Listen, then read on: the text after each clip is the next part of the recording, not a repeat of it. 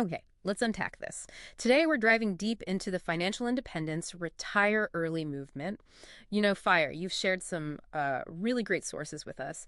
And our mission really is to cut through some of the noise, maybe find the surprising insights, and explain what this whole ambitious idea truly means for you. Yeah, and what's truly revolutionary about FIRE, I think, isn't just the financial math. It's really this audacious challenge to the whole concept of a traditional career and retirement. Its roots, well, they surprisingly go back to Vicky Robin and Joe Dominguez's Your Money or Your Life. Oh, right, the life energy concept. Exactly. That Yeah. powerful idea about trading your finite time, your life energy, for money.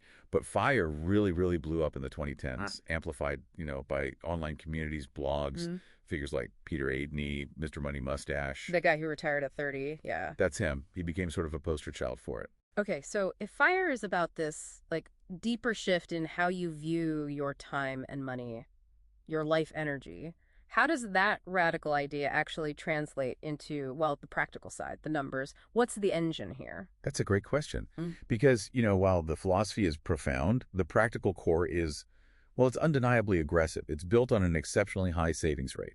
We're often talking 50% to 75% of your income. 50 to 75%, wow. Yeah. It's not just about being frugal. It's really about compressing your working life massively.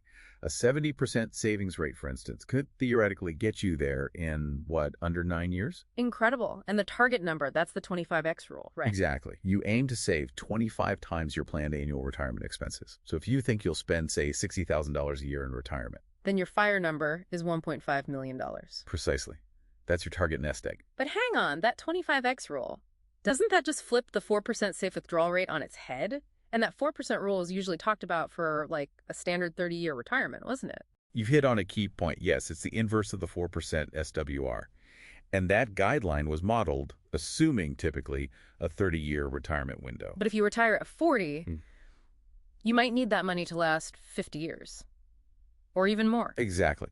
And that longer time horizon dramatically changes the risk. There's analysis, Vanguard did some, showing that extending the timeline can just plummet the probability of success for that 4% rate from maybe 82% success over 30 years down to just 36% over 50 or 60 years. Oof. Okay, 36%? That's not reassuring. Not at all. And that vulnerability, that realization, is precisely why the movement has evolved. It's spawned different variations acknowledging, one size definitely doesn't fit all. And those variations are super important, I think. They show FIRE isn't this single rigid thing. It's more flexible. For a lot of people, their ideal retirement isn't stopping work completely. Right. You got different flavors. Yeah, like lean FIRE. That's for the extreme minimalists, right? Living on maybe less than $40,000 a year. Correct. Very frugal.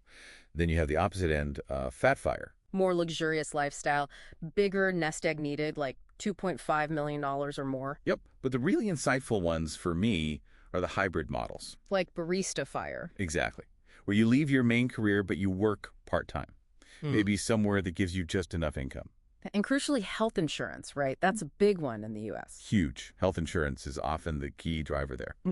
And then there's Coast FIRE. Okay, explain Coast FIRE again. That's where you save really hard early on. Yes. You front load your aggressive savings to hit a specific Coast FIRE number. Once you hit that, the idea is you let the portfolio just grow on its own. Compound interest does the work. And you can then switch to a lower stress job, maybe something you enjoy more that just needs to cover your current living expenses. Your investments are coasting towards your full FIRE number. So it's really redefining retirement as maybe financial flexibility, not just a hard stop from working. That's a perfect way to put it. Flexibility and options. Now, connecting this to the bigger picture, the appeal is obvious, right? Freedom, less stress. Very compelling. Absolutely. But the retire early part, specifically pulling the plug entirely, introduces significant risks. Financial risks. Like sequence of returns risk. Right, getting unlucky with bad market returns right after you retire. Exactly. It can devastate a portfolio early on. Plus, general market volatility and those ever-present healthcare costs. But there are also psychological risks. Things people might not think about as much. Often overlooked, yeah. Look, what happens to your sense of purpose if work provided a lot of that?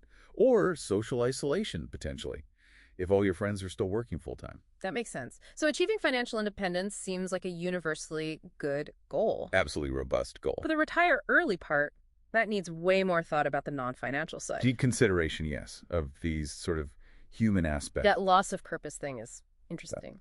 Does achieving the goal sometimes create a new problem? Do the sources talk about how people handle that?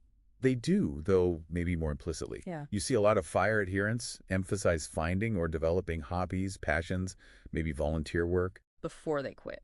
often before, or having a plan for immediately after. Some even start new, like passion projects or small businesses.